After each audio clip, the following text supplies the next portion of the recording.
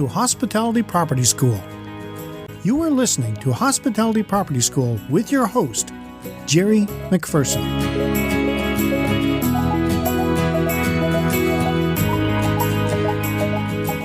Welcome to another edition of Hospitality Property School. I am your host, Gerry MacPherson, and in our last podcast, we talked about employee training. Today, we're going to talk about employee training programs. Now, I had mentioned that training has to be step by step. The reason is that this will be an incredible resource for any new employee and will quicken their success.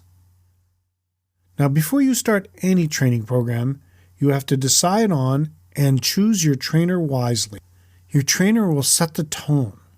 It is the trainer's responsibility to create a safe and non-threatening environment for learning. For this to work, it is extremely important for a trainer to have great people skills. They have to remember that new employees are people, so it's important to take the time to get to know the new members, establish a relationship, and treat them like they would like to be treated. The trainer has to be patient and set a reasonable pace when teaching the new tasks. Before starting, it might be a good idea to have them think back to when they were learning something new for the first time. A hectic pace and a busy environment will only lead to problems. Things to think about before a trainer begins. A good trainer will have to understand the material and what is expected of the employee or employees in their new position. Ask questions to make sure things are clear. When you see things starting to click, challenge them. A trainer should use current staff as their experts, showing how specific procedures actually work in the day-to-day operation. Give praise when deserved. Also, criticism is important to correct bad behavior before it becomes a habit. But make sure it's constructive with an alternative solution. Again, I cannot stress enough the importance of step-by-step procedures for all aspects of your business. With accurate step-by-step processes, owners, trainers, and new staff will not be second-guessing.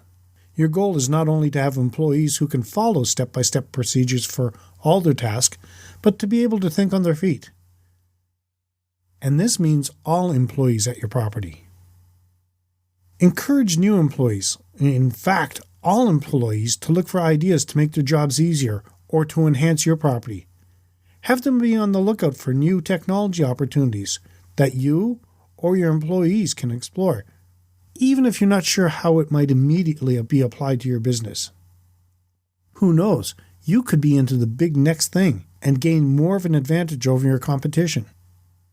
Other training techniques to consider. Job shadowing. This allows an employee to learn about and benefit from the expertise of your senior employees. If an employee has an interest for or has expertise in a subject or attends external training sessions or conferences that could be of benefit to your property, have them hold in-house training sessions for all employees. If there are costs involved, you could offer to cost share or maybe even pay the entire amount. The first 6 weeks is essential to any new employee. It is during this time they will decide whether or not this job is right for them. It might be a surprise for you to hear, but 33% of hospitality businesses do not do any training. If this is the case, how on earth do people know what is expected of them on a day-to-day basis, let alone how they can contribute to your business or develop their career? Training your staff in the basics of your property puts them in a better position to contribute to cost control and possibly generate income. If people understand how the business makes money, they will be in a position to contribute to this and put forward their own ideas. You can hedge your bet with a well-thought-out step-by-step training process and chisel a new employee into that creative, ambitious worker you desire. To find out more about setting up a training program, check out our training tutorials at KeystoneHospitalityDevelopment.com.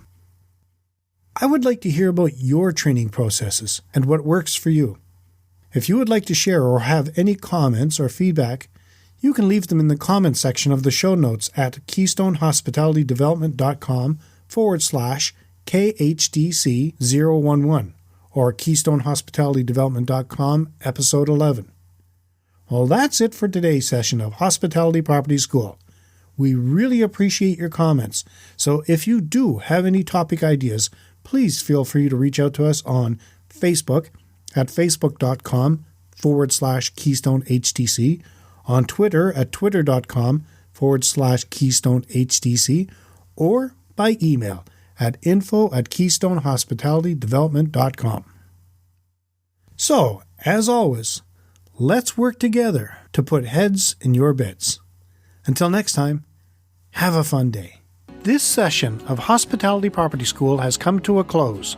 Be sure to subscribe so as not to miss any hospitality property tactics and strategies that will help you find the success you have always dreamed of. And don't forget to rate and review so we can continue to bring you the best content possible. We will see you next time, right here in Hospitality Property School.